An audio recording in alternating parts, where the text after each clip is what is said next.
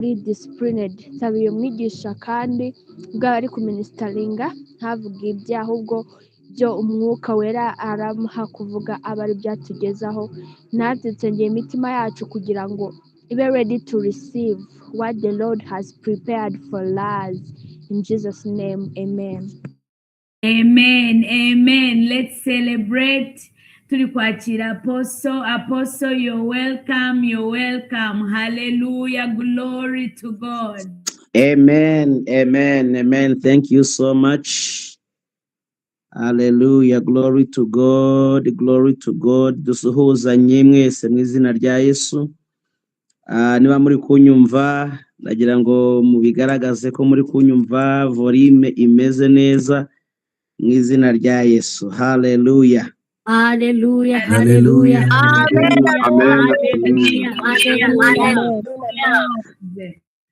Yeah, ndabizi abantu barimo bashakisha ifoto byagenze bite, ariko uyu munsi nanyuze mu gikari.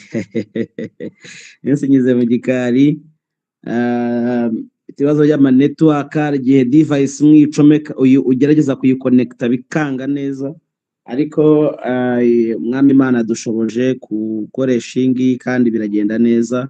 Munyemerere n'umundi mbashimire kubwo guterana, ntabwo biba byoroshye, abantu mufata umwanya, bamwe mutaragera mu rugo mukiri mu nzira mutaha, abandi mukiri mu kazi, abandi muri ku ishuri. I really appreciate you for being available for God. Ni umugisha ukomeye cyane. Turashima Imana uko iki gihe cyose tumaze tuganira kuri discipleship. Turashimira abayobozi bayobowe n'umwuka wera kuzana iyi topic y'ingenzi cyane mu itorero. Turashimira abagabura b'ijambo bagiye bagabura ndetse n'abandi bakirimo kugabura, kuko topic ishobora kuvuga ngo turayisoje, ariko kandi ntago wasoza no gusubika. Urebye ushobora no gusanga ukurikiyeho nakomeje kubwiriza ibyo ngibyo, kuko umwuka wera niwe ukomeza kutuyobora. So munyemerere n'ubundi nimugoroba aho twasoreje network azaje kuzana ibibazo, tugeze ahantu narimo mvuga kuri discipleship, narimo mvuga ku nzira ebyiri zikomeye cyane, cyangwa se ibintu bibiri muri discipleship. Hanyuma resulta cyangwa se navuze resulta, twakoresheje resulta cyangwa se umusaruro uva muri discipleship.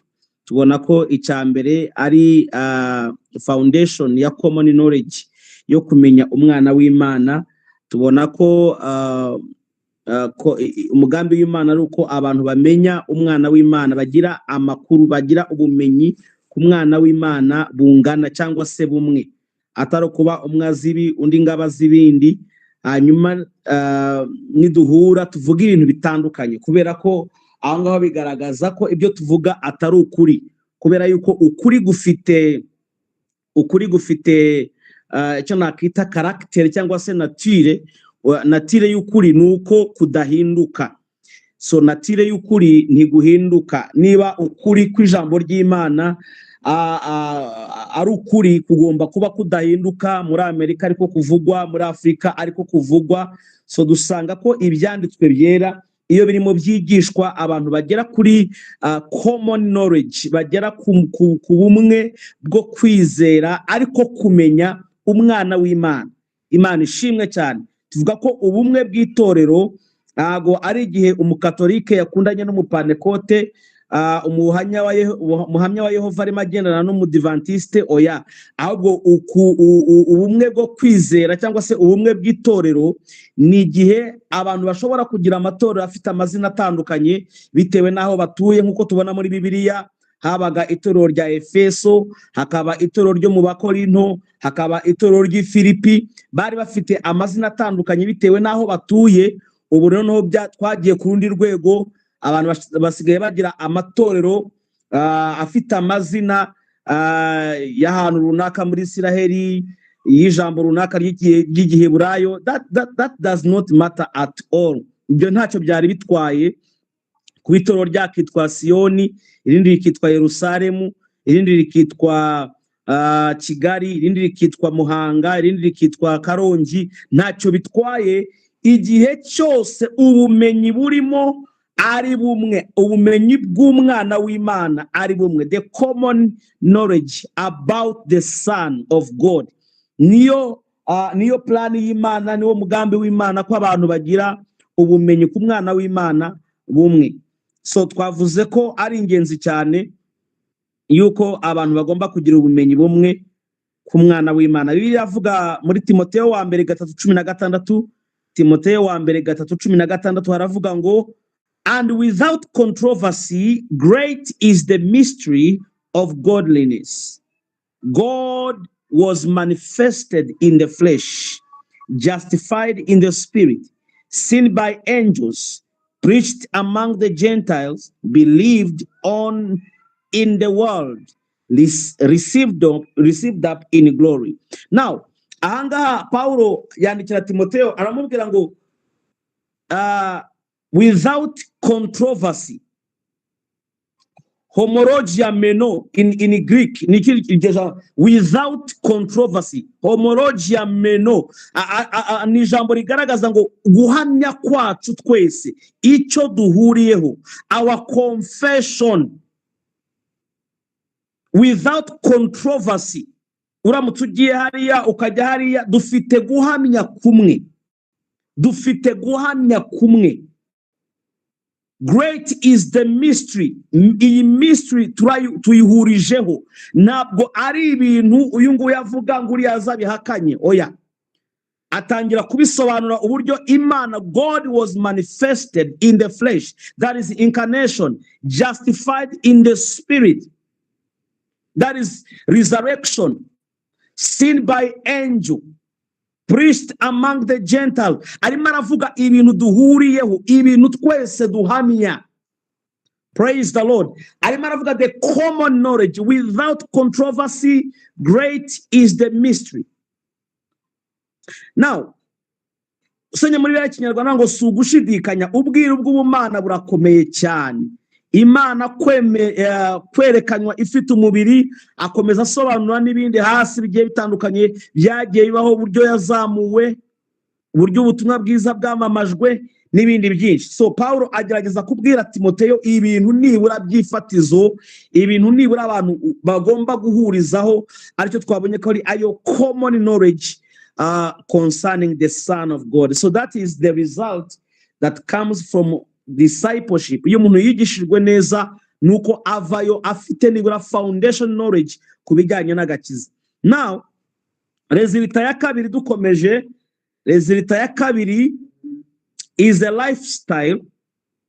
Ndaza kubisobanura, and this lifestyle also that comes from discipleship, lifestyle that comes out of discipleship.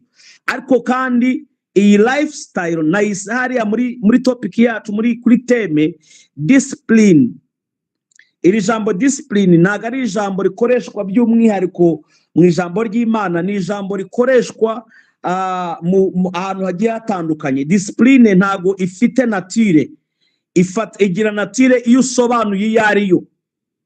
Iyo umuntu akubwiye ngo that is not our discipline, ngo discipline ntago wavuga ngo discipline gusa, hagomba kuba ari discipline muki, discipline muki.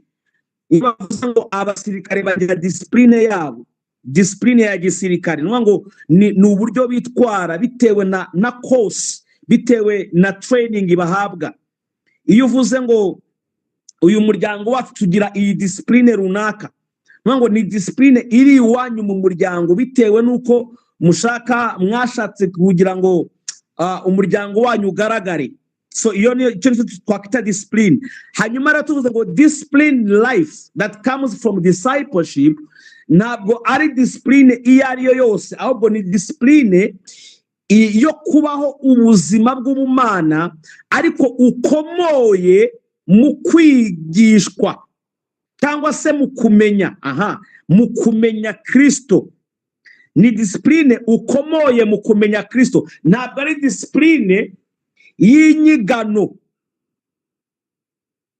ahubwo ni discipline ikomoka mu kumenya Kristo mu byo wize. Sinzi niba iryo jambo riri kumva, ntabwo ari discipline y'inyigano wize, ahubwo ni discipline ikomoka mu byo wize. Aha, mbonye ijambo rizima. Iyi discipline ntabwo ari discipline wiga, ahubwo ni discipline ikomoka mu byo wize. Kuko hari reka mbaho urugero, idini ritanga discipline y'inyigano, niyo mpamvu igorana. Idini ryigisha discipline y'inyigano, umuntu yize, ntukagire gutya, twe nitugira gutya, nitugira gutya.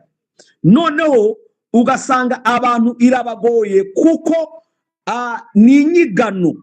Ariko iyi discipline iva muri discipleship ni discipline ikomoka mu byo wize, mu bumenyi wakiriye, ikomoka mu muco waho uvuka. Ndabaha urugero, iyo umuntu avukiye hano mu Bugande agakura ari hari, atangira gusuhuza abantu bamuruta apfukamye. Atangira gusuhuza abantu bamuruta apfukamye. Uyu muntu ntabwo ari uko yabyigishijwe, ahubwo mu muco w'iwabo waho avuka yakuze abona uwo muco. Ndaza kubifatanya byose nibyo nshaka kuvugaho kugira ngo byumvikane. So gupfukama rero ntabwo bimurushya. Arigenda mvugana n'abakobwa b'Abanyarwanda turimo tuvuga ku bijyanye n'urushako n'ibijyanye n'urushako hano muri Uganda, kumva arakubwiye ngo jewe rwose ngo nta kibazo, ngaho nashaka hose ngareka ibintu ngo byaho ngaho ngo icyangora cyane ngo nukujya mfukama buri mwanya ngo nsuhuza ntanga ibiryo, ndimo gutanga amazi, uri guhereza amazi umugabo wawe urapfukama, urimo kugabura ugapfukama, urimo gusuhuza ugapfukama, niyo mwagira abashyitsi 50 bose ugomba gupfukama. Ibyo byo rwose wapi ntago nabishobora. Kandi hari undi wahakuriye umaze uyu muco uri muri we, niyo yapfukama inshuro 100 nta nubwo abyitaho, nta nabyibuka ko yapfukamye. Urumva, ntabwo abyibuka ko yapfukamye, amavi nta murushyi, ntago amubabaza, nta nubwo abibonamo ikibazo. Kubera iki? Ntabwo ari ibyigano, ntabwo ari ibintu yize nk'itegeko, ahubwo ni ibimurimo, ni umusaruro w'umuco w'iwabo yigishijwe, ni umusaruro wo kumenya icyo ari cyo. Oh my God, lekora dozele mamranizova. So iyi discipline y'abana b'Imana rero, kuko iba yavuye mu bumenyi bwo gusobanukirwa ko wabyawe n'Imana, bwo kumenya ko wagabanye kuri kamere y'Imana, bwo kumenya yuko Kristo ari muri wowe, ibyiringiro by'ubwiza, ugasobanukirwa yuko wowe nawe muri umwe. Hanyuma iyi discipline, iyi migendere, ubu buzima, it is no longer a burden. Ntabwo bikiri ikibazo, ntabwo bikiri ikibazo, kuko ntabwo ari ibyigano, ahubwo ni rezilita zo gusobanukirwa umuco w'iwanyu.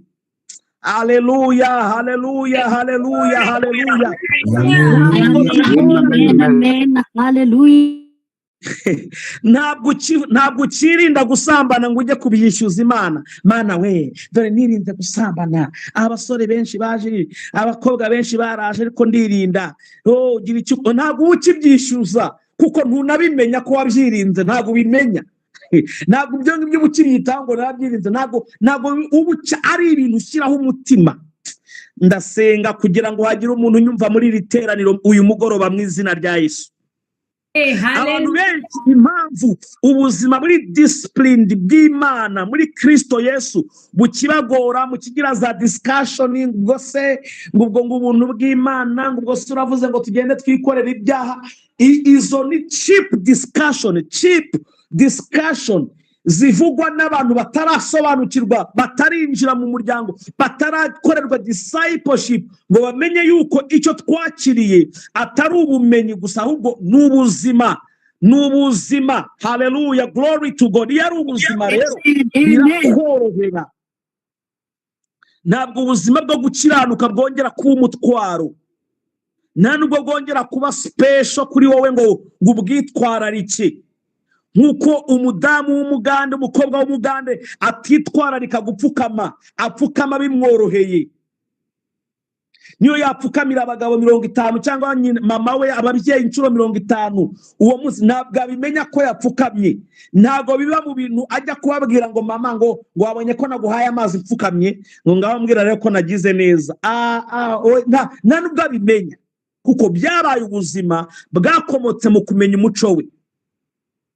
So discipleship rero iridinga kuri disciplined life, ndagira ngo ntimuze kushyira muri ya kategori ibwira abantu ngo nubwo bwose nguru umukristo ngo ariko kandi ngugomba no kugaragaza ngo ubuzima, hanyuma ugashaka kurwana kugira ngo ugaragaze ubuzima bw'ubukristo buri muri wowe kandi utarabwakira, utarabumenye. Umuntu wamaze kwakira ubu buzima ntabwo arwana ngo bugaragaze. Umuntu wamaze kwakira ubu buzima ntabwo arwana ngo bugaragaze, ahubwo abubamo nk'ubuzima busanzwe. Oh, le carabadozi le femene zolat. Now,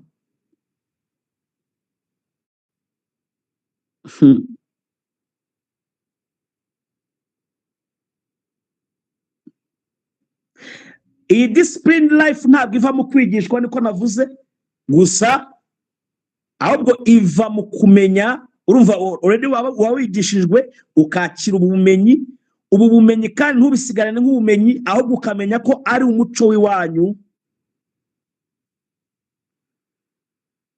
Hanyuma tujya ku rundi rwego kandi ko inakomoka mu kwigira. Ntabwo ari ukwigishwa gusa ahubwo no mu kwigira. Kwigira ni ntabwo ari ukwigira ngo ugomba kwiga kwigira. Kwigira ni to learn from.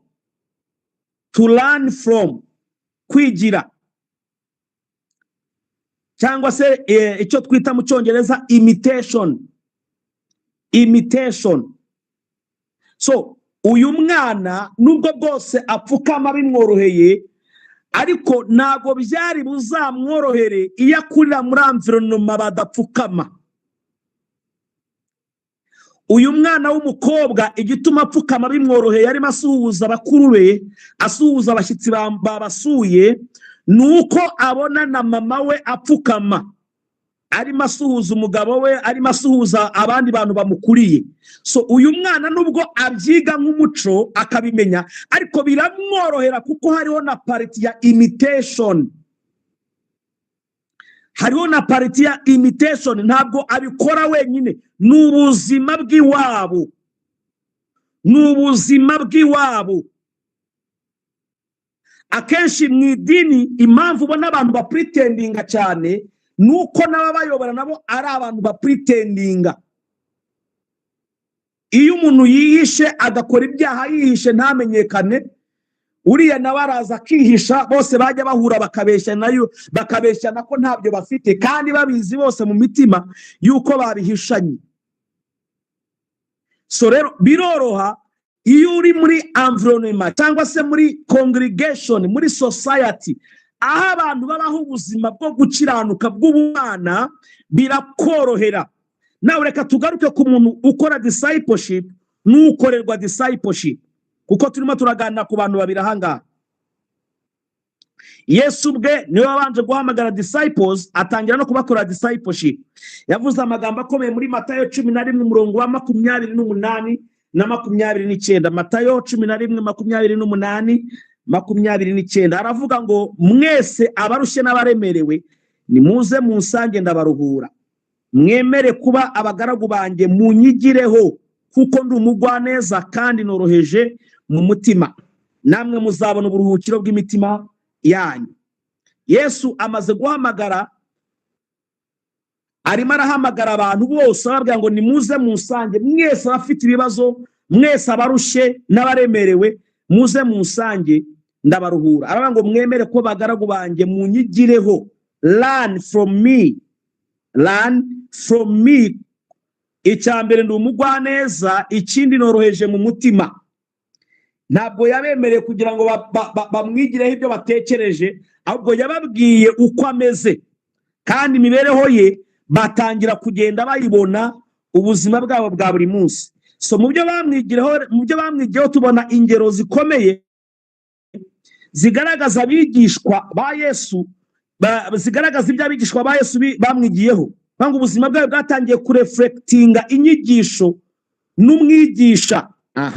Ubuzima bw'abigishwa bwatangiye kureflectinga inyigisho n'umwigisha.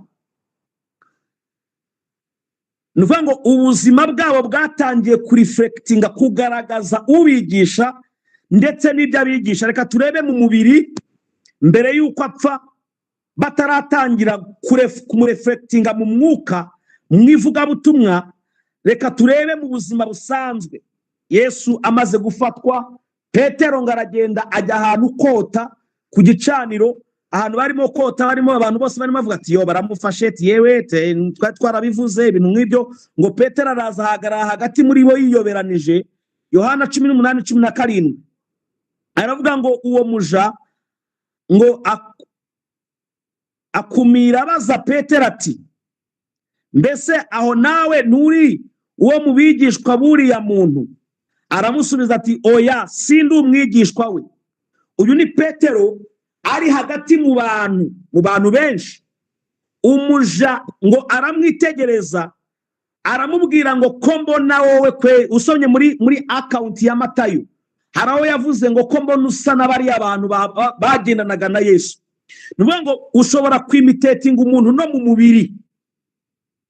Niyo mpamvu uzasanga kenshi sanga abantu mu rusengero abasore barimo bogosha nkuko pastor yogosha. It is not wrong, nothing wrong with it. Bose bafite kwafi imwe, bafite style imwe, ntacyo bitwaye, kuko ukomeje kubana n'umuntu utangira gukunda ibyo akunda. Rero aba ari ikibazo iyo batangiye kwimitatinga ibitari byo.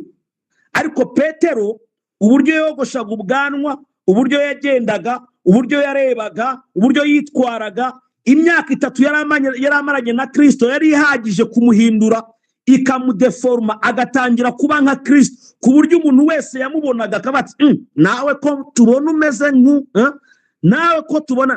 Ntabwo ari uko bamwibukaga ko bamubonyeyo, ahubwo bari bazi Yesu, bazi uburyo yari abayeho, bamurebye babona barasa. It was about umubiri, kubyo ku mubiri. Hanyuma kuby'umwuka sasa, amaze gupfa, arazutse, umwuka wera araje, ivugabutumwa riratangiye. Mu Byakozwe n'Intumwa igice cyawo cya 4 umurongo wa 12 kugeza kuri 14 hari amagambo avuga gutya: kandi nta wundi agakiza kabonerwamo, kuko ari nta rindi zina munsi y'ijuru ryahawe abantu gukirizwamo, dukwiriye gukirizwamo. 13 babonye ubushizi bw'amanga bwa Petero na Yohana, kandi bamenye yuko ari abaswa batigishijwe, baratangara, maze bibuka ko babanaga na Yesu. Oh, shalendo reko dazaka paladila. Kandi babonye ko umuntu wakijijwe ahagararanye nabo, babura icyo babasubiza. Now iyi ni scenario yabaye mu Byakozwe n'Intumwa. Petero na Yohana bamaze guhagurutsa cya kirema cyicara ku irembo ryitwa Ryiza, ngo babata hagati, bababaza imbaraga. Barababwira ngo nizihe mbaraga, nirihe zina ritumye mukora ibi mukoze? Petero ngaterura amagambo yuzuye umwuka wera, atangira kubasobanurira. Atangirira muri Mose, Victoria Zomandoba, usubiye inyuma ngo yatangiye ababwira ngo ibi ngibi ngo n'iby'isezerano Imana yasezeranije basogokuruza, ngo hanyuma ngo rigeze aho rirasohora, ngo araza ari we Kristo. Murangije ntimwamwemera, muramubamba, muramwica. Nta rindi zina rero muri uwo nguwo mwishe mukamubamba, iryo zina niyo ryakoze imirimo n'ibitangaza.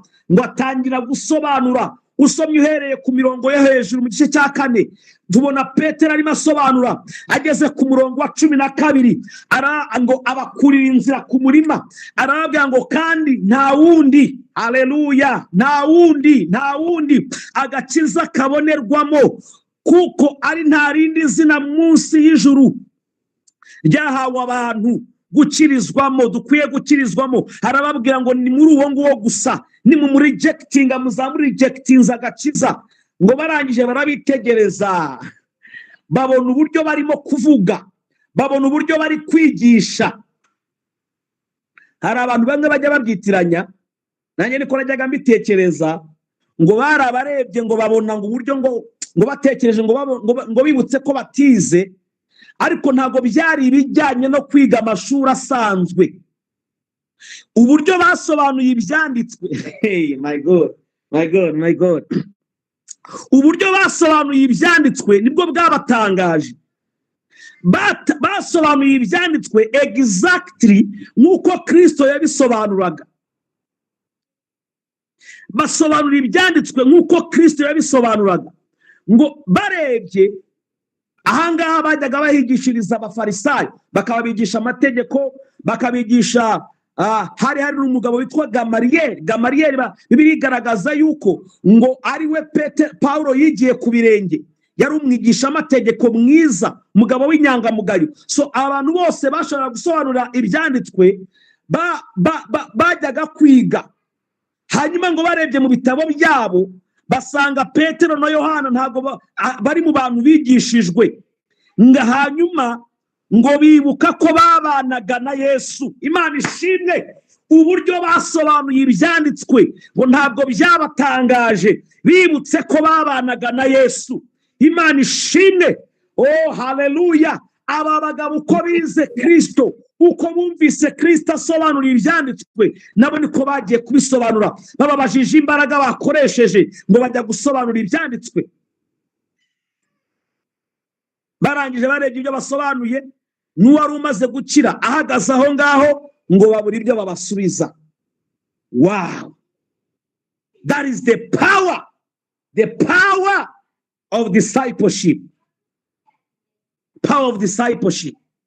Hari idini bavuga bati ko tutamubonye aza muri za teolozi zacu, none tukaba twumva arimo gusobanura ibintu mu rwego rwe byagenze biti. Umukozi w'Imana umwe w'umupasiteri w'inshuti yanjye, ntabwo nari nzi ko akurikirana ibiganiro kuri The House of Good News. Ngiye kumureba turi mu modoka, arambwira ati ndagukurikirana. Ati burya rwose se? Ati ndagukurikirana. Ati ntabwo nari nzi impamvu watuvuyemo, n'ubu ntabwo ndayimenya. Kubavamo avuga nyine ni timu z'abapasiteri n'abashumba n'abaprofeti twabagamo kera dutumirana. Uyu nguyu azamura amavuta, uyu niba ushaka kwitangisha hamagara uyu nguyu afite iyerekwa, ayo matima, ayo magurupe. Ati ntabwo nzi uburyo watuvuyemo, atariko icyakujyanye cyose cyakugize umunyabwenge. Icyakujyanye cyose ntabwo ndakimenya, atariko icyakujyanye cyose cyakugize umunyabwenge. So icyo nshatse kuvuga aho ngaho, ntabwo bigeze babona Petero na Yohana mu mashuri yabo ya teoloji biga ibijyanye n'amategeko, ariko ngo bumvishe uburyo basobanuye ibyanditswe. My God, ngo barumirwa, ngo bahita bibuka yuko babanaga na Kristo Yesu.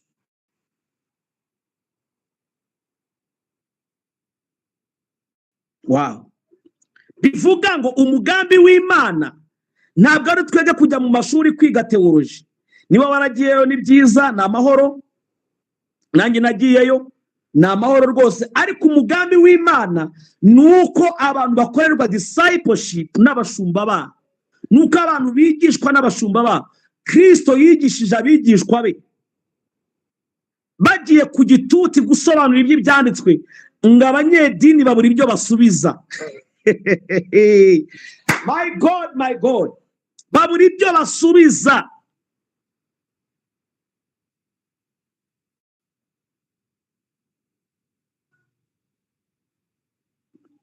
Now, life iva muri discipleship igomba kuba ari life iri naco, ikomoka mu gakiza. Ntabwo Petero na Yohana bavunitse mu kubwira, mu gusobanurira aba bantu ibyabaye. Ntabwo bagiye gushaka amakarine banditsemo note. Nshuti yanjye, kwandika note ni byiza, ariko igihe uri kuzisubiramo, igihe urimo gukora etide, senga. You don't have just to equip yourself with knowledge. You have to pray kugira ngo aya magambo wumva ahinduka ubuzima muri wowe. Igihe cyose umuntu yakubajije udafite ya za note wanditse, ntukeneye yakaye wanditsemo, ntukeneye za note ugenda ubikurikirana uko bimeze, you must explain the gospel.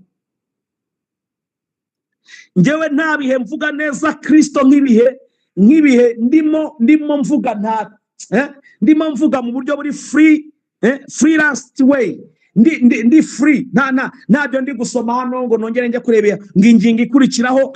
Ibyo tubikora turi kwigisha, ariko yo ndi kuvuga Kristo, ubuzima bw'Imana, ndi kuvuga icyo Kristo yakoze mu buryo buri free.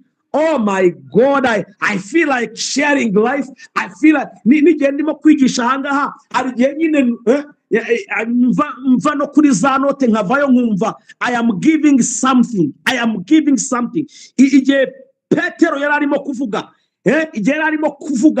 it was beyond teaching. He was giving something. Ngo baramurebye babona gushira amanga. Haba icyo bita boldness irimo gutanga ubuzima. Boldness. Babonye gushira amanga ngo barumirwa. Ngo bibuka ko bagendanye na Yesu.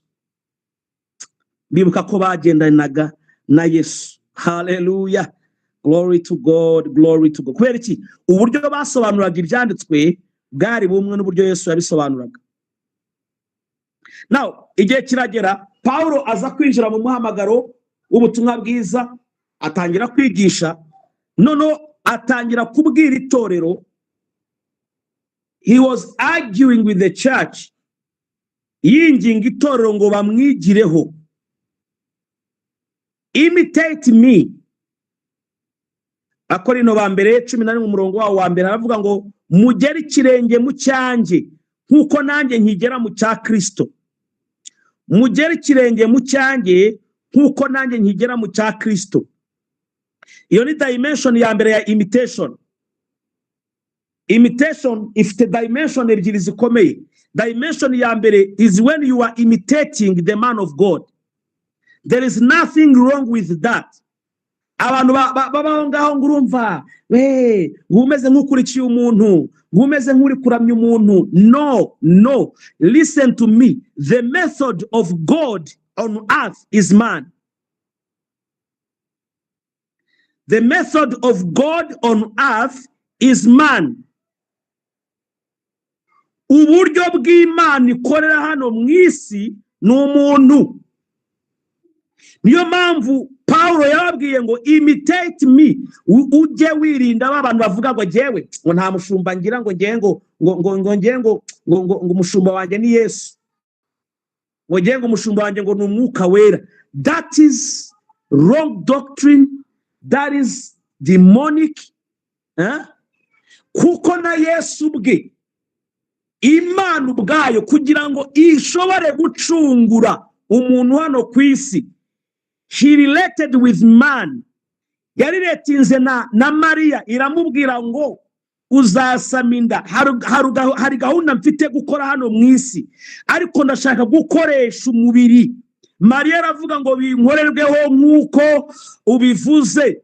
Hanyuma ngo aratwita, abyara Yesu, agenana natwe jamba bumuntu. So the method of God on earth is man. If you can't hear man, you can't hear God. My God. Let me repeat this. If you can't hear man, you can't hear God. Because man is the method of God on earth. You know, Paulo yababwiye ngo imitate me. Imicyongereza niko havuga imitate me just as I also imitate Christ. Urabona ko hano hari exception. Hari exception hano. Imitate me just as I also. So you don't just imitate any man. You don't just imitate any man. You have to make sure that this man is imitating Christ. Nabugomba kugera ikirenge cy'umuntu wari we wese mu kirenge cy'umuntu wari we wese ugomba kubanza kuba sure yuko uyu muntu ikirenge cye kigera mu cya Kristo. Then you are safe to imitate that man. You are safe to imitate that man because that man imitates Christ. You can say, no, imitating a Christ. You can't imitate Christ before you imitate man. Niyo mpamvu numva ari mu Efeso 5 murongo wa mbere ntabwo nahateguye niho yabwiye none itorero dimension ya kabiri ya imitation. Ariko iyi dimension ya kabiri ntabwo wayinjiramo utanyuze mu ya mbere. Imitation ya kabiri ya imitation badushyira uwo murongo Ephesians chapter 5 verse 1. Nuko mwigana Imana nk'abana bakundwa. Nuko mwigana Imana nk'abana bakunda. This is the second dimension of imitation. Anga mucyongereza bavuze ngo followers. Shakira iyindi kuko ni imitation, not following, just like following. Imitate God. Mwigana Imana nk'abana bakundwa. So uyu muntu yamaze kuba umwana, yamaze kumenya, yamaze gusobanukirwa the basic, arimo aragendera mu buzima bw'ubumana. Noneho ubu ngubu atangiye kwimitating Imana. Imitate God. Ariko level ntabwo igukura kuri ya yindi n'ubundi, because we imitate God through man. We imitate God through man.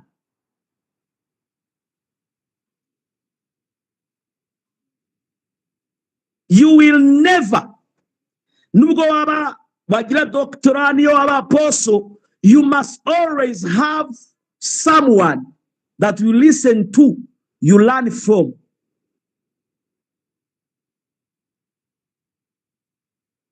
Ngisubire micho. No matter how many titles do you have, apostle, bishop, the masters, PhD muri theology, Christology, soteriology, anything that you can, you will always need someone to learn from, to listen to. Niko Imana yateguye ubu buzima bwo muri yo. So igihe cyose wimvisemo akantu kakubwira ngo wagewe ngo nta mushumba mfite, mugiye mushumba wanjye ni Yesu. Igihe cyose ukumvise kakurimo, pray, usaba Imana, yibwire ngo this spirit of rebellion ndayirukanye muri jewe. Kubera ko you will live a life where there is no accountability, udashobora kugirwa inama, udashobora guhugurwa kubera ko ntawe wumva. Uyu muntu wigiraho ni wa muntu ushobora kumva, wa muntu ushobora kubwira ngo icara ukicara ugatega amatwi. Uyu muntu yatari mu buzima bwawe, then you are in trouble as a believer. You are born again but in trouble. Iba muri mukirimo kunyumva mu binyereke, ntago nkibona utumenyetso ntaba nagiye ntabizi. Okay, thank you. Ngira ngo nageze ahantu hari hakomeye, niyo mpamvu murimo murabitekerezaho. So ask yourself, do you have someone you submit to? Do you have someone who can disciple you? Is that person is there? Uwo muntu arahari?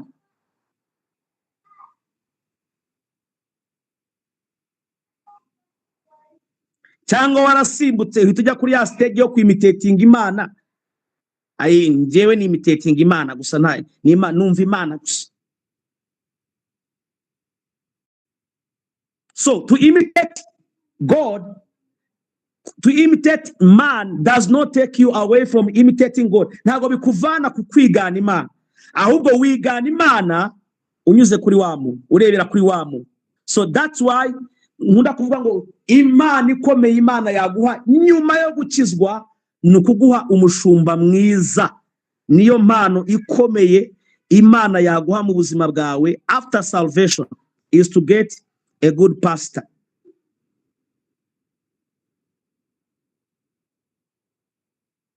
Dukomera amashyi abashumba bacu ahangaha rwose. You are doing it well. Murabikora neza cyane. We are so blessed to have you. Lekora bados ya talaba.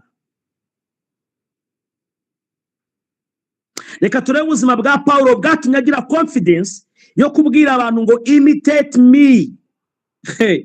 You know, it is not any person that can be on that level. Kuba kuri level yo kubwira abantu ngo imitate me. Now this imitation, ndagira ngo tubyumve neza, munyumve. This imitation ntabwo ifite ihuriye n'iby'imico myiza ya Paulo.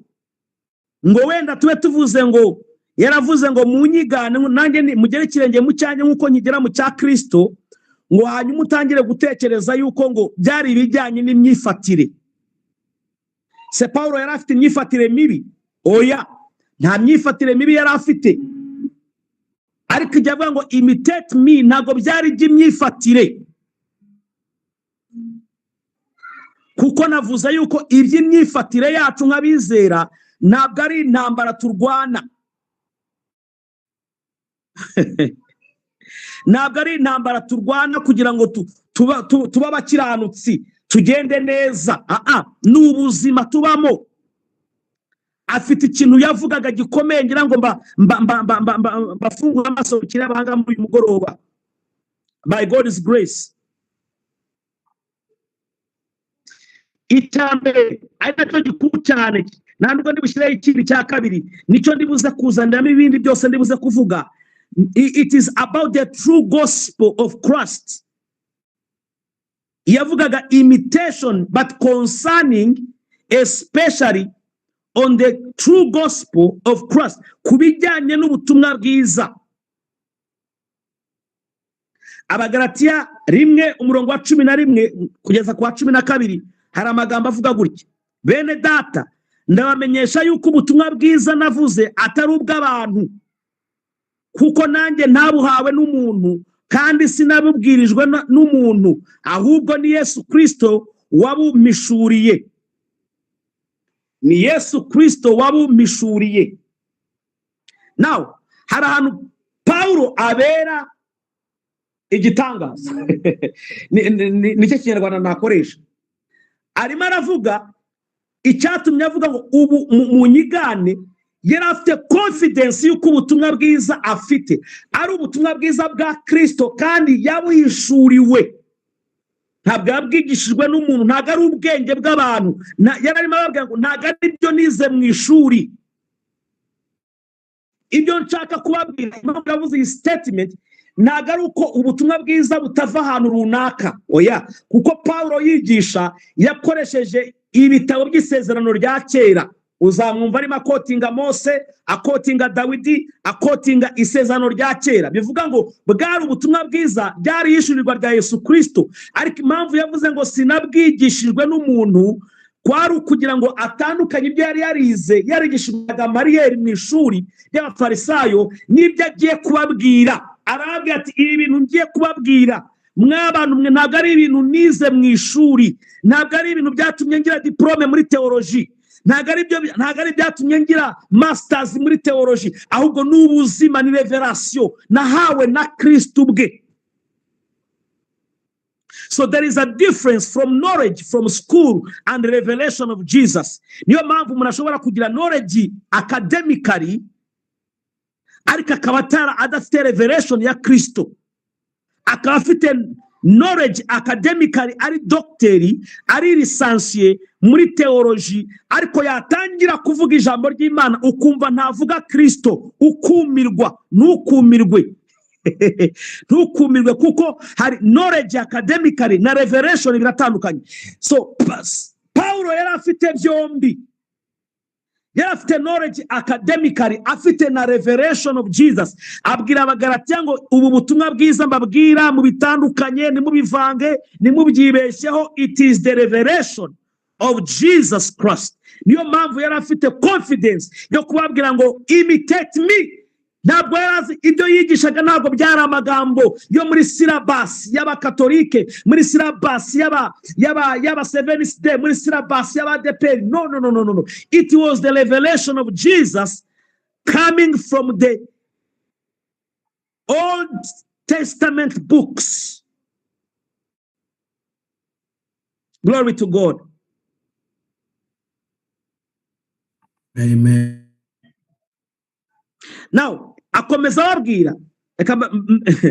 ababwira itorero ry'Abafilipi, Abafilipi 3 umurongo waho wa 17. Mpano ni uvuza amen, amen uvuze ko numvishe itari mu mwuka. Pastor. Hallelujah. Zamura amen iri mu mwuka ya indi y'umurambararo, tuyumve neza. Hallelujah, glory to God. Amen. Amen. Iyo amena ni amena yo mu butayu idashaka gusakuriza abaturanyi, nta kibazo. Glory to yeah. Abafilipi 3:17. Bene data, mugere ikirenge mu cyanjye muhuje imitima. Paulo impamvu avuga aya magambo abwira amatorero muhuje imitima, nagara guhuza umutima, bya bintu baba ngo duhuze umutima, ngo muhurije ku cyifuzo runaka ngo mwahuje umutima. Oh yeah, guhuza umutima Paulo yavugaga byari bijyanye n'inyigisho. Mugere ikirenge mu cyanjye muhuje imitima, umwe nakavuga ibye ngo ndavuga ibye. Umva impamvu ari byo yababwiraga, ngo kandi mwite kubakurikiza ingeso zacu, mwite kubakurikiza ingeso zacu izo mudufiteho icyitegererezo. So uramutse wumvisha ingeso, mumfashe mwumva ururimi rwa Bibiliya, mwumve hano ururimi rwa Bibiliya. Wumvishe ingeso zacu wagira ngo ni imyitwarire. Mwite kubakurikiza ingeso zacu izo mudufiteho icyitegererezo. Ese ingeso kubijyanye n'imyitwarire mbivanyemo? Ntabwo mbivanyemo, ahubwo ndashaka kukwereka icyo Paulo ashaka kuvuga cy'ukuri.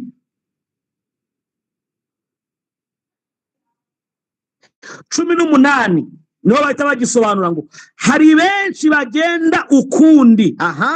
Hari yavuze ingeso zacu, ahangaha yavuze hari benshi bagenda ukundi.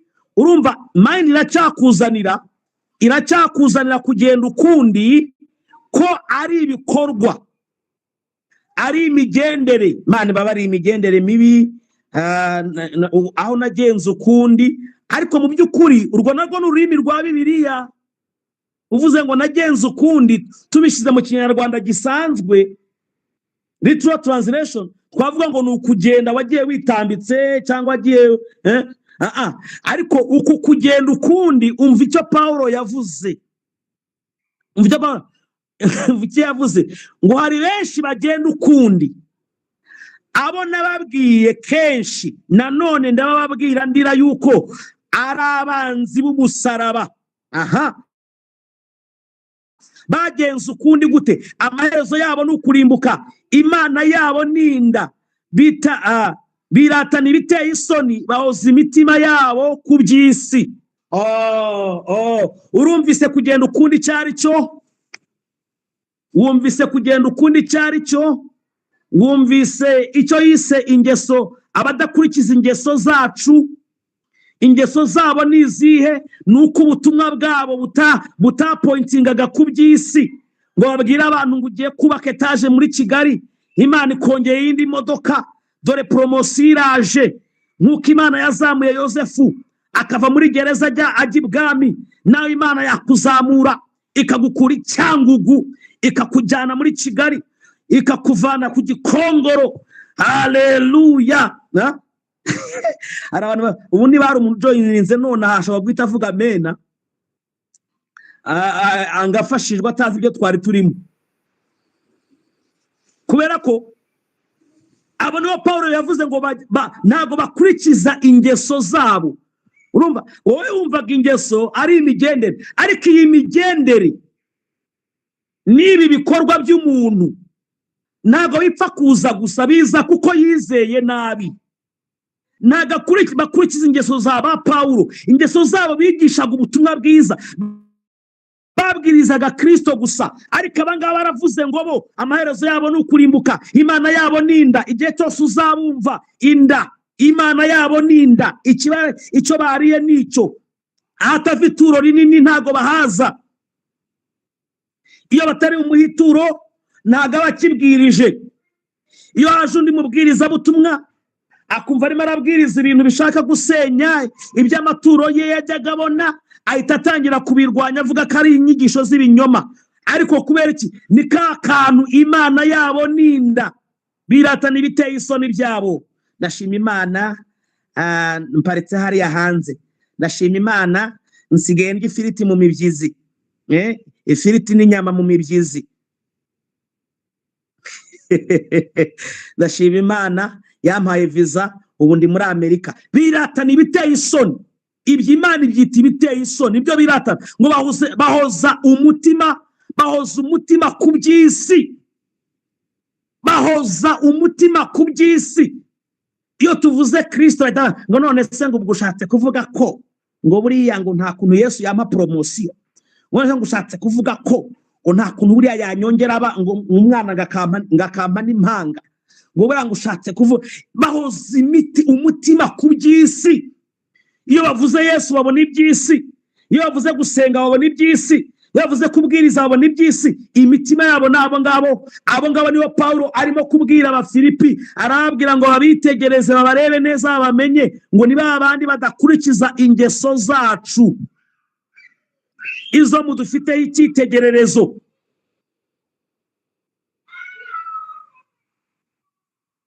Glory to God. So you can now see icyo Pawulo yita kugenda ukundi, ni ukuva mu butumwa ugatangira guhanga amaso ibindi bitari ubutumwa bwiza. Ntago ari ibijyanye n'imyifatire n'ibikorwa ukora, kubera ko iyo umuntu yamaze kwizera neza, nababwiye ko iyo umuntu yamaze kwizera neza, yamaze kumenya icyo ari muri Kristo, ibijyanye n'imirimo n'ibikorwa by'ubuzima bwe ntago biba bikimuvuna. Niyo mpamvu birivuga ngo twahamagariwe gukiranuka, twaremwe muri materiyeri ya Kristo. Kuvuga neza ntago bitugora, ntago ari ibintu dupanga. Ngo buriya wansanze neza ndi mu mavuta ngo mvuga neza, ariko ngo wansanze ngo ibintu ntago ari rimwe na rimwe. Our life is deep in Christ, ku buryo ibijyanye n'imyitwarire n'imivugire n'imikorere ntabwo ari ibintu dushyiraho amaso cyane ngo dushyiremo imbaraga, kubera ko twizeye neza. When you believe right, you live right. When you believe right, you live right. Hallelujah, hallelujah. Now, Philippians n'ubundi Mafilipi 3 tujya ku murongo wa 17.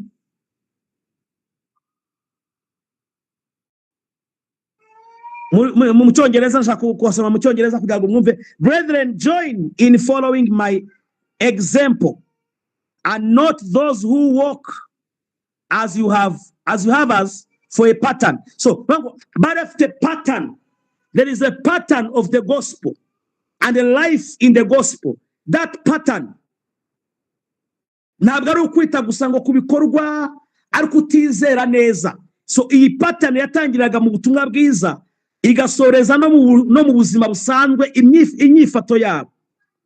Pawulo yandikira Timoteyo wa kabiri igice cyawo cya mbere murongo wa 13. Timoteyo wa kabiri 1:13. Ko mureba isaha yanjye ishobora kuba iri kwihuta cyane kurusha izanyu, kabiri kunyereka iyi minota, kandi rero ugasanga izanyu ziracyari nyuma ho gato, ariko ejo ni weekend turatarama. Hallelujah. Now, Timoteyo wa kabiri 1:13 haravuga ngo ujye ukomeza icyitegererezo cy'amagambo mazima wanyumvanye. Urabona icyitegererezo Pawulo avuga ntago ari gushyira cyane imbaraga ku bijyanye ngo navuganaga neza n'abaneighbor, ngo ntabwo ninjizaga udukobwa muri ghetto, ntabwo aricyo cyitegereza hanze arimo abwira Timoteyo kureba cyane. Ujye ukomeza icyitegererezo cy'amagambo mazima, sound doctrine, wanyumvanye.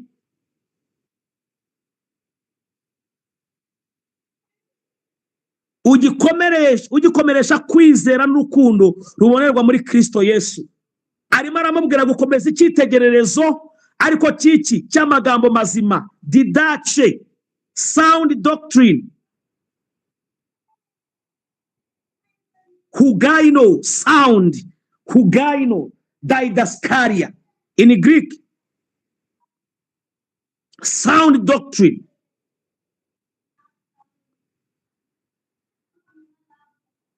Hold fast the pattern of sound words. The pattern of sound words. I've got words. I've got words. I've got words. It depends of the accent. Hold fast the pattern of sound words, which you have heard from me.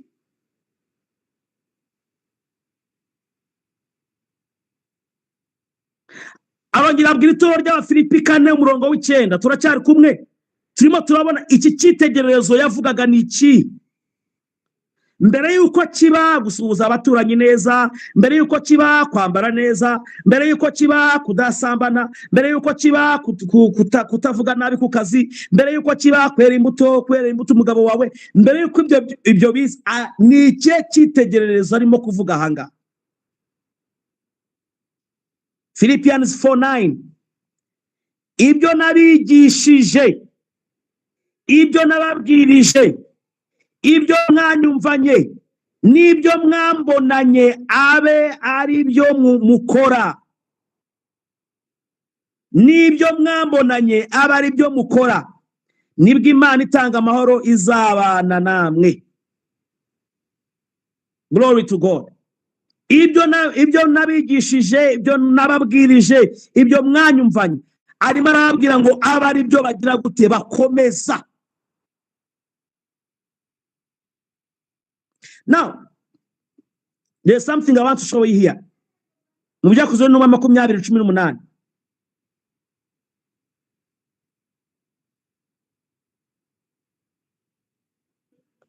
Paulo arimo atanga speech, arimo avuga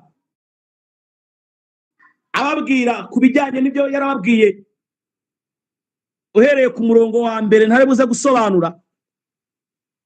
Ngo bamaze kuza arababwira ati, uyu ni Paulo, ubwanyu, Ibyakozwe n'Intumwa 20:18, bamaze kuza arababwira ati, ubwanyu muzi uko nabanaga namwe iteka ryose uhereye umunsi natangiriye kujya muri Aziya, nkorera umwami nicisha bugufi cyane kandi ndira, nterwa n'ibingerageza n'inama z'Abayuda, kandi muzi yuko ari nta jambo ribafitiye akamaro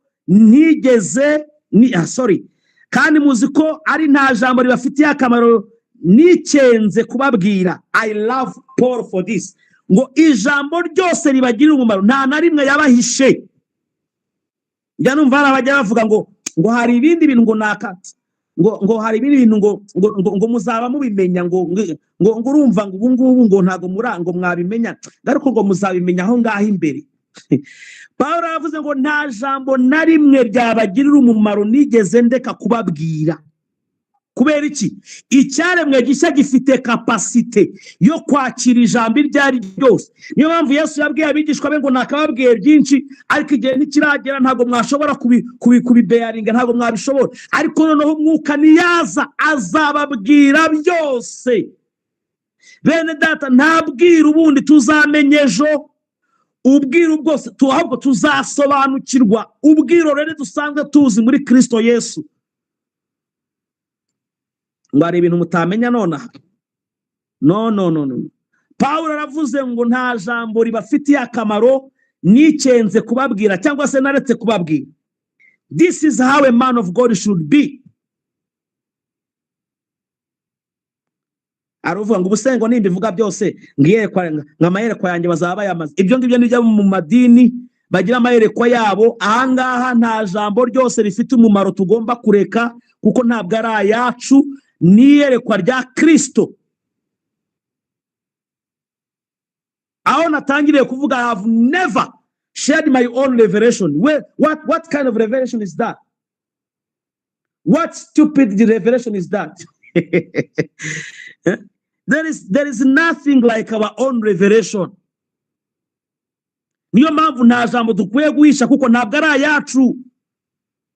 Nabyo Frederick akwiye kuvuga ngo uvuge ngo ngavuze revelation ngo ya mpano.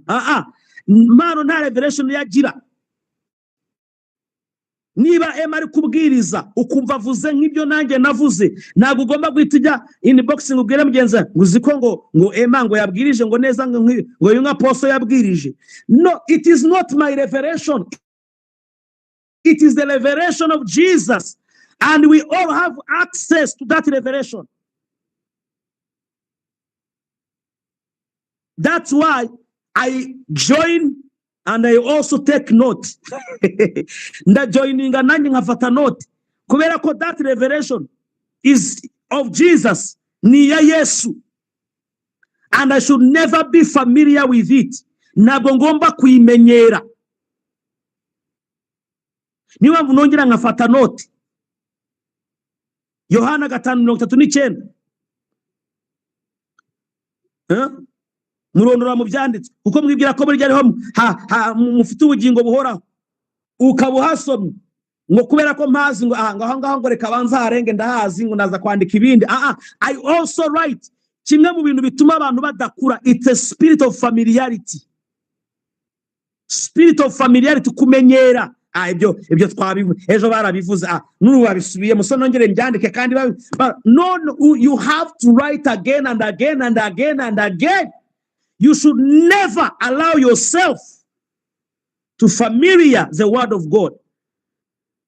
Ntugomba kwemera kumenyera ijambo ry'Imana, kumenyera ababwiriza butumwa bwiza.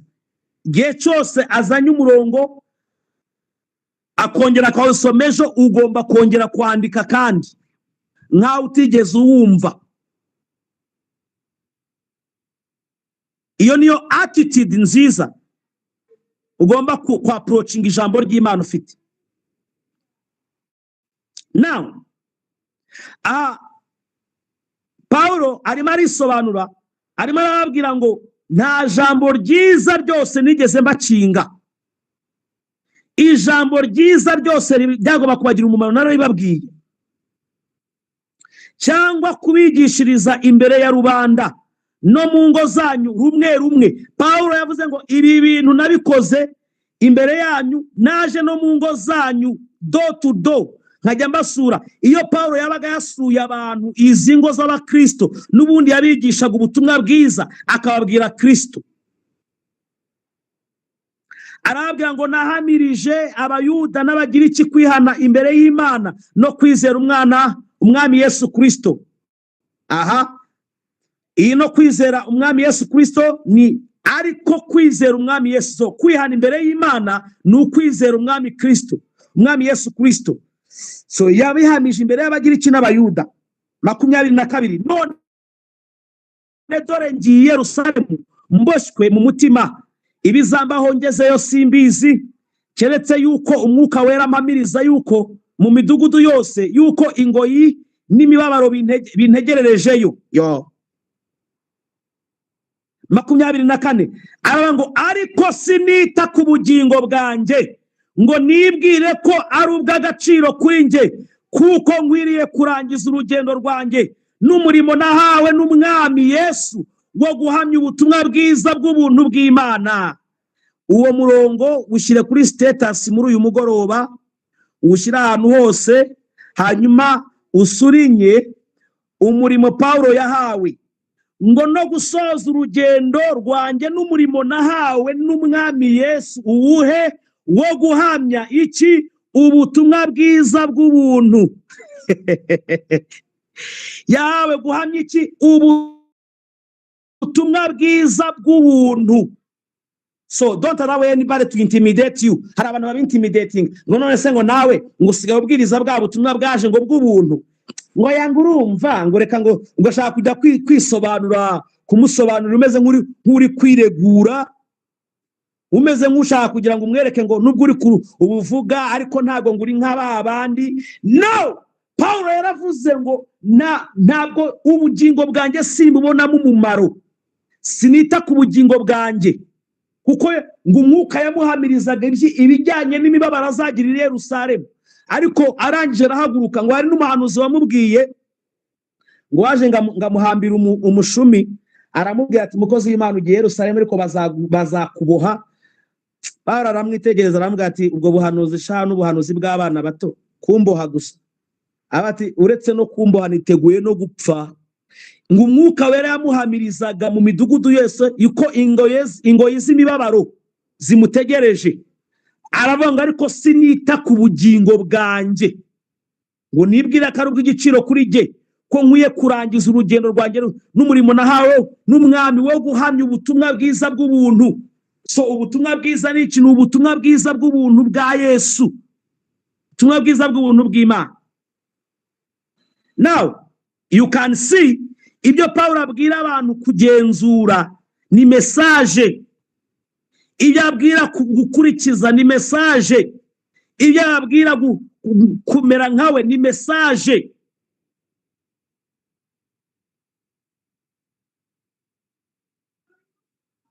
Ariko kandi iyi message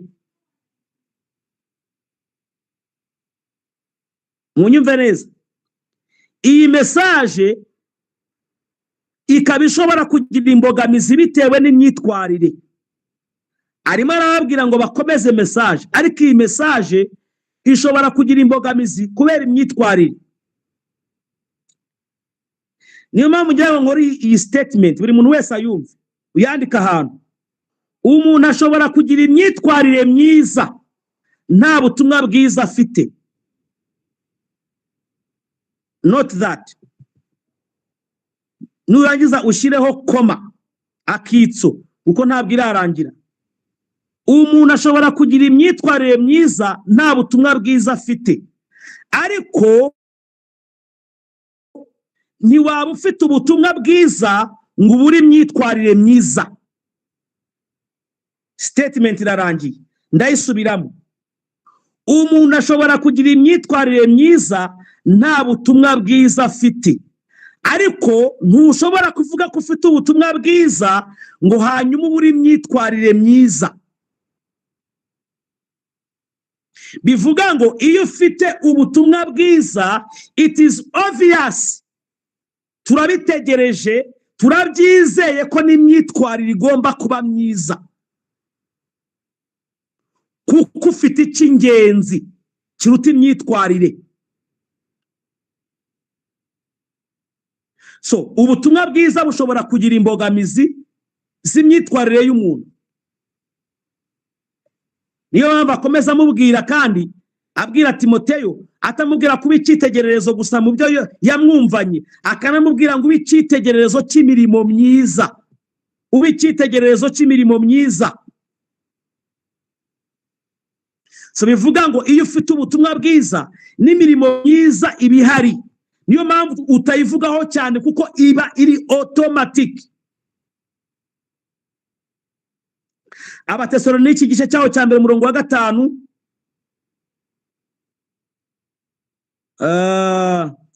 mpano nagira icyo yandika muri comment kugira ngo umutima wanjye uhumure, nkomeze buni nsoze neza vuba vuba turi kumwe. Hallelujah, glory to God.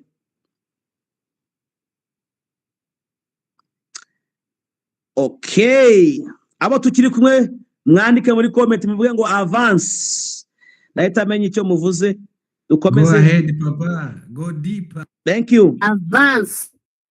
Aha. Now, usome Abatesalonike ba mbere 1:5 kugeza ku wa 7. Aravuga ngo kuko ubutumwa bwiza twahawe butabagezeho ari amagambo gusa, ahubwo bwabagezeho bufite n'imbaraga n'umwuka wera no kubemeza mudashidikanya. Namwe ubwanyu muzi uko twameraga muri mwe ku bwanyu. Namwe nuko mwadukurikije mukurikiza n'umwami wacu. Murabona iyi dimension uko nayibabwiye. Namwe nuko mwadukurikije mukurikiza n'umwami wacu. Bivuga ngo iyo ukurikije umwigisha mwiza uba ukurikije Kristo. Iyo wiganye umwigisha mwiza uba wiganye Kristo. So the methode y'Imana ku isi ni umuntu.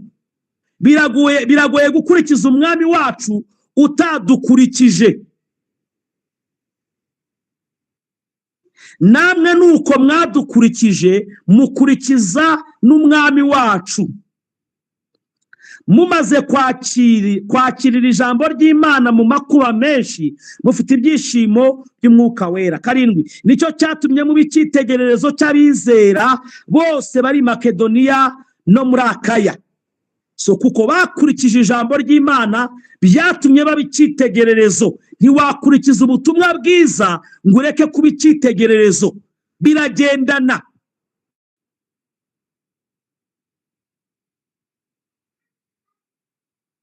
Umva Pawulo ukuntu icyo yakoraga kugira ngo atabera ubutumwa bwiza inkomyi.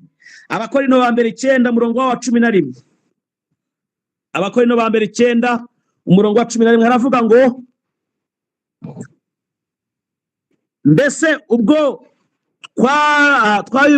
twababibyemo iby'umwuka ntibikwiye ko tubasaruramo ibyo gutunga umubiri.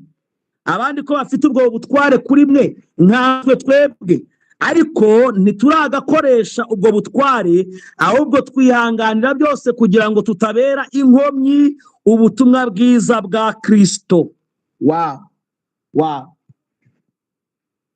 Ahangaha Pawulo yari arimo avuga ku bijyanye no gutanga.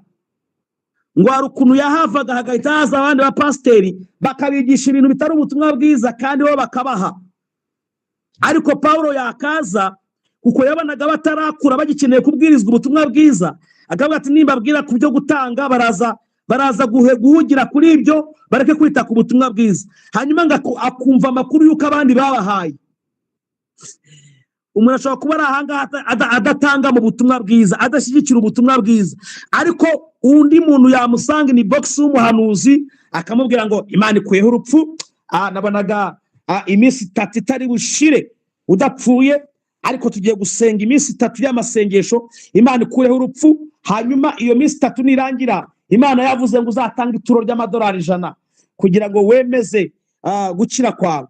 Ibi bintu uyu muntu agahita byinjiramo amasengesho akayakora n'amafaranga akayashaka yatanga. Nabo Pawulo yatonganyaga ati koko ko mbona n'abandi bafite uburenganzira kuri mwe nkanswe twebwe, ubwo twababibyemo iby'umwuka ntibikwiye ko tubasaruramo iby'umubiri.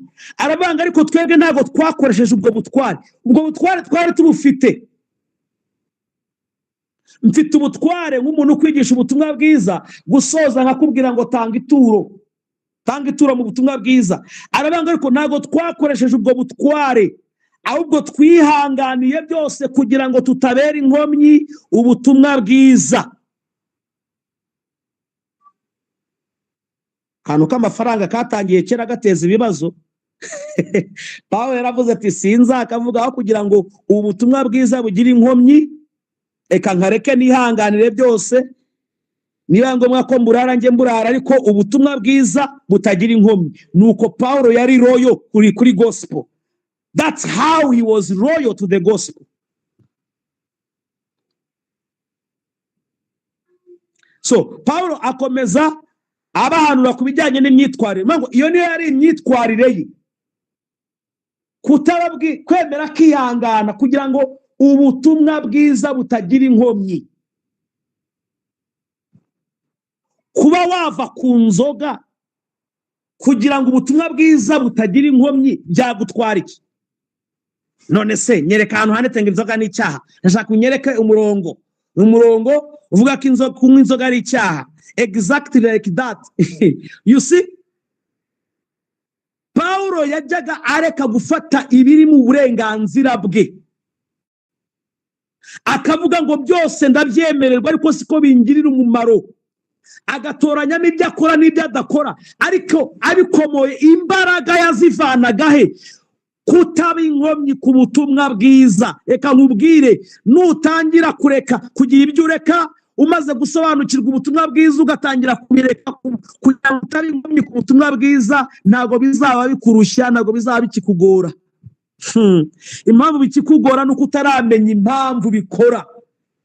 Impamvu ugomba kubigendera kure ni ukugira ngo utabe inkomyi ku butumwa bwiza. Iyo niba ariyo mpamvu bizatangira kukorohera. Ngo yango agene nakicara mu kabari ngo igikuru se ngo suko ngo wizeye Yesu, ngo kandi ngo ukaba warejejwe, ngo batubwiye ko twejejwe rimwe kugira ngo bihagije iteka. Ubu nyine ngo turabera turabaziranenge, ukaba ubivuga wicaye kuri kontwari bakongera bavuga ngo muzane irindi. You don't know what you received. Nta cyuzi, ni ubujiji gusa no kudasobanukirwa icyo Imana yakoze. Ukora mutukimenye umera nka Pawulo. Now reka nihute nsoze kugira ngo abantu batadusiga hano. Wow. So Pawulo akomeza avuga ku bijyanye n'imyitwarire. Bakorino ba 2:6 kugeza ku 4. Reka nsoreza ahangaha. Ntitukagira igisitaza dushyira mu nzira y'umuntu wese, kugira ngo umurimo wacu utagira umugayo. So ibintu byose Pawulo ari kuvuga, ntitukagira igisitaza dushyira mu nzira y'umuntu wese kugira ngo umurimo wacu utagira umugayo. Ibintu byose akora, ibyo yirinda, abyirinda kubw'umurimo. Ntabwo ari ukugira ngo atazarimbuka, ntabwo ari ukugira ngo Imana itamurakarira, ahubwo abikora kubw'umurimo, kubw'ubutumwa bwiza.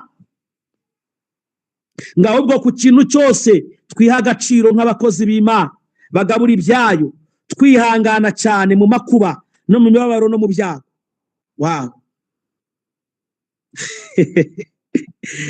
I love Peter. I love Paul. Ese abizera bagenda uko bishakiye bakorerwa iki mu minota 5 gusa? Only 5 minutes. Ibyo ngiye kuvuga birakomeye, nari bivugaho nk'isaha, reka muvuga mu minota 5 vuba birakomeye, ariko ibyo yose tuzabona umwanya wo kubirambura neza, ariko ndabivugaho gato kugira ngo tumenye ababizera bagenda uko bishakiye, baramaze kumva ubutumwa bwiza, bari muri twebwe tudusengana, bakorerwa iki? Cyambere n'ugukomeza kwigisha ijambo ry'Imana, bibutswa identite zabo, ariko Bibiliya ivuga ku bijyanye no kubaganiriza, kubegera no kubaganiriza. Yesu uyu niwe wavuze aya magambo muri Matayo 18:15. Ariko ntabwo yavuze ko abantu iyo bakoze icyaha baba bagikoze ku Mana, ahubwo baba bagikoze muri bagenzi babo. There is sin against themselves, not the sin against God. So you have to differentiate. There is a sin against God, and that sin is unbelief. And then there is a sin against you. Hari ibyaha biri against you, ni imirimo abantu bakora. Those are sins against you.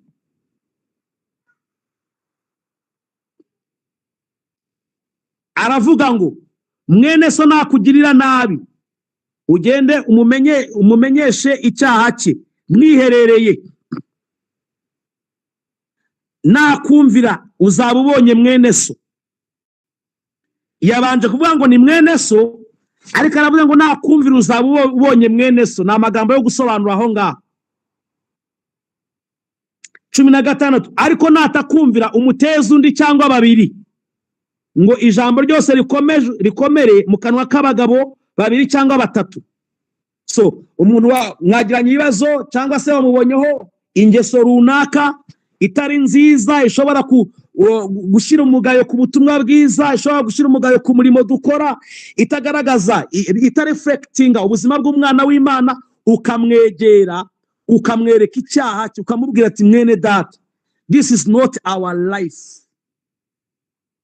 Ngo nakumvira azaba arama, natakumvira hamagara abandi nka babiri babwiye ati nyamara muze duhure n'uyu mwene data tuganire nawe, hari ibintu harimo kandi bitari byo.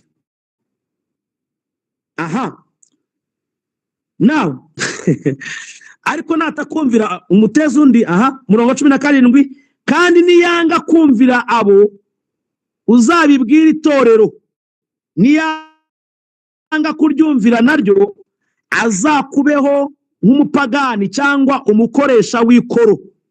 Uyu muntu kuri wowe wamaze kwanga kumvira ngo atangire kubaho ubuzima bw'ubumana yahawe, ngo nukora ibyo byose ukamuganiriza, ukamuteza umuntu runaka, ukamuganiriza, itorero rikabijyamo, congregation cyo twita local church bikanga, uyu muntu ngo uzamufate kuri wowe, uzamufate nk'umupagani. Mu yandi magambo, niba mwagendanaga, niba mwakoranaga ibintu bigiye bitandukanye, uzagendana nawe. Niba afata abakobwa ku ngufu, nawe bazatangira kukwita ufata abakobwa ku ngufu. Niyo mpamvu bavuze wowe nubona umubwiye akabyanga, uzatangire kumufata nk'umuntu w'umupagani kuri wowe. Mu yandi magambo, separate.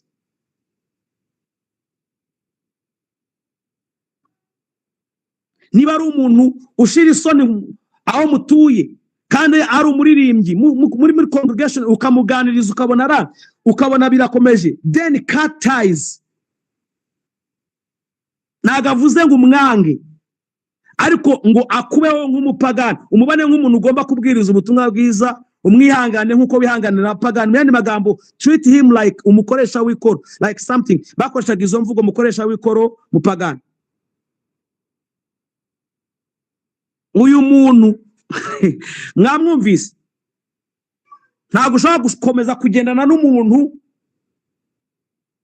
ari muri congregation, ari mu bizera, ariko ahora akora utuntu utunyanga. N'umuntu acanga akaguza 5, akajacara akaguza 10, akabesha nzayaguhe ntayaguhe, wowe ukabona n'ingeso ya buri gihe.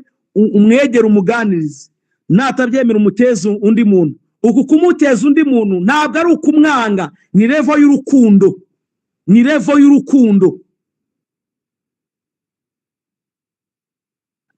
Now hari cyo Paulo yise ngo kumuha Satani. I am sure everyone want to understand that. Munyemera bari cyo nsoreza. Icyo Paulo yavuze ngo kumuha Satani. Abakorino ba mbere 5 umurongo wa mbere. Abakorino ba mbere 5 umurongo wa mbere, dusome kugeza kwa 6. Inkuru yamamaye hose yuko muri mwe habonetse ubusambanyi, ndetse bw'uburyo butaboneka no mu bapagani, umuntu kwenda mukase. So Paulo yandikiye itorero ry'Abikorino, arababwira ngo byaramenyekanye, inkuru yaramenyekanye yuko muri mwe habonetsemo ubusambanyi, ngo ndetse bw'uburyo butaboneka no mu bapagani. Oh my God.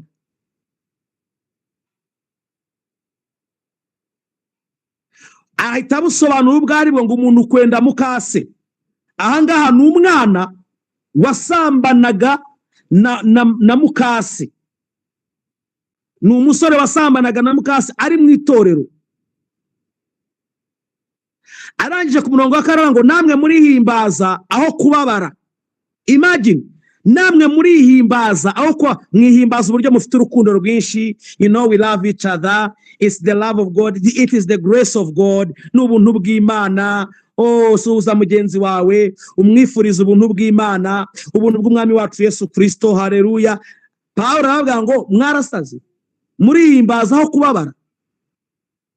Mugiramo umuntu umeze gutyo mu itorero, mukihimbaza uburyo mufite urukundo, uburyo mufite kwizera, uburyo mwagiriye ubuntu. Ngo kandi aribyo byari bibakwiriye ko uwakoze icyo cyaha akurwe muri mwe.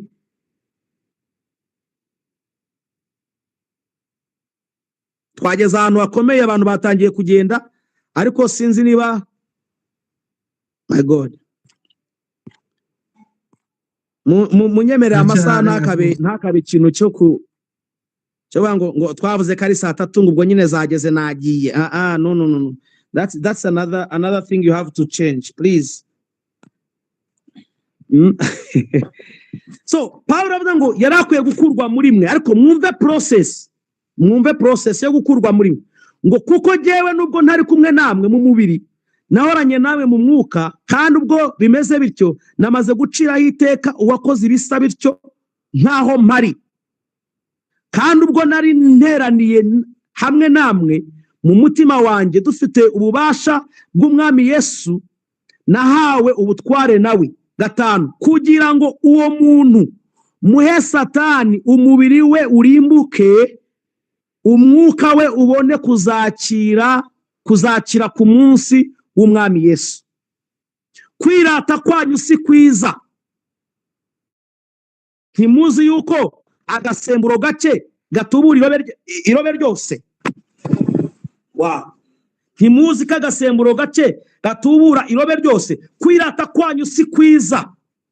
Iyo mwirata, iri toro barirataga yuko nyine ngo bafite urukundo rwinshi, ngo kuko n'umuntu ngo usambana na mukase naye bamwakira, akaba ari mu mirimo, arimo akora umurimo w'Imana, nabo aragati ko kwirata kwanyu kuraburamo kabisa.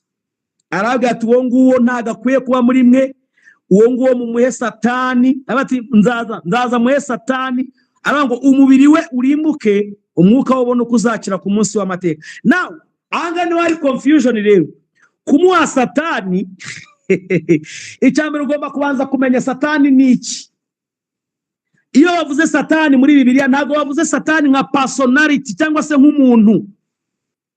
Niyo mpamvu cyagiye Petero abwiye Yesu ngo kuvuga ibintu byo gupfa no kubambwa, ngo Yesu rwose yaramuhindukiranye aramubwira ngo mvi nyuma Satani, mvi nyuma Satani. None twaba ngo Petero yarabaje Satani. So tujye tumenya ururimi rwa Bibiliya. Satani ahanga Pawulo avuga bagomba guhereza uyu muntu, ntabwo ari Satani w'ikuzimu nk'awa mugabo w'amahembe w'umukara ngo hanyuma mwice ngarimbuke mu mubiri, ariko mu mwuka azabona ubugingo ngo tumure. Ahubwo uku kumuha Satani ni ururimi rwa Bibiliya Pawulo yakoresheje avuga umubiri. Igihe yavugaga umubiri, ntabwo yavugaga umubiri nk'uyu mubiri ngo umubiri wetu we Satani. Ntabwo yavugaga umubiri nk'uyu mubiri, yavugaga umubiri nka kamere. Hanyuma uyu Satani yavugaga ni condemnation, kamere ye, ngo intekerezo ze zigomba kuba condemned, agomba kubwirwa ko ibyo akora atari byo. Niko kumuha Satani.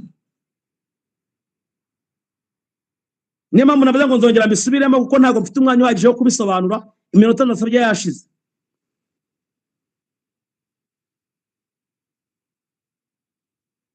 Pawulo yavuze umubiri, ntabwo abavuze umubiri nka fresh cyangwa se body, abavuze kamere. Abagalatiya 5:17, kuko kamere irarikira ibyo umwuka yanga, kandi umwuka yifuza ibyo kamere yanga. Urukumva iyo avuze kamere mu Cyongereza ngo for the flesh lust against the spirit and the spirit against the flesh. We usonye flesh wagira ngo n'umubiri nyine, uyu mubiri body, ariko abavuze kamere. So igera ngo rero ngo duhe umubiri we Satani, nuko iyi kamere ye yo gusambana na mukase agomba kubwirwa ko atariyo. Ibyo kumuha ukuboko ngo mwene data ngo Kristo Yesu akuzwe, ubizi ko asambana na mukase nawe akaba proud yabyo ngo turi mu buntu bw'Imana. You must expose him to condemnation. Tell him it is not right what you are doing. No mu bapagani ntabwo bikorwa yo. This is wrong. Icyo nicyo yavuze kumuha Satani. Kuko iyo uramutse umuhaye Satani ukamubwira ati no, this is not right. This is not right. Igikurikiraho ni iki? Nuko ngo umubiri we ngo urarimbuka. Iyi kamere wa mubabaro wo kumva abavuye muri ya comfort yo kumva ngo ngo kubera ko iyo comfort zone ayivamo iyi kamere sasi igatangira kugira gute, agatangira kuyikuraho ikarimbuka, kugira ngo nawe abone umwami Yesu nk'uko abandi bamubona, atangire kumusobanukirwa nk'uko bamusobanukirwa. So kurimbuka k'umubiri ahangaha yavuze ntabwo ari ukurimbuka gupfa, ahubwo iyo kamere yo kumva ko ari proud y'ibyo akora, ndetse n'abakristo basenga bakumva bari proud yuko nta kibazo, agomba kuba condemned, akabwirwa, hanyuma iriya condemnation yiwe n'umutima we bamubwiye bati ikintu ntabwo ari cyo, mushumba akamubwira ati ntabwo ari byo, this is wrong. Uko abagiye rero yasubiye mu rugo ameze uko, aragenda akicara hamwe, ya kamere ikarimbuka, wa mubiri ukarimbuka, ukarimburwa kumva ko ari wenyine, ari ahantu ha wenyine, atari mu rugingo neza, ubundi akihana agasubira mu nzira nzima. Icyo nicyo Paulo yise kumuha Satani.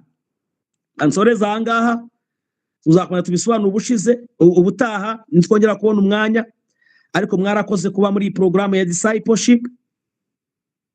Niba nawe uri ahangaha ukaba hari ibintu ukora ubizi ko bidakwiriye urugingo rwa Kristo, bidakwiriye abantu bari muri Kristo Yesu, mvuge ngo tuguhaye Satani. That thing is wrong. Sit down and repent. What is repentance? Is change of mind. This is not me, this is the right me. Ukore icyo ugomba gukora nk'umwana w'Imana. Father, we thank you for the word in the name of Jesus. Amen. Amen. Thank you so much, Manu. Amen. Hallelujah. Amen. Glory, glory. Apostle urumugisha. Amen. We. Mbaraje hano mwihangane. Oya nta kibazo, reka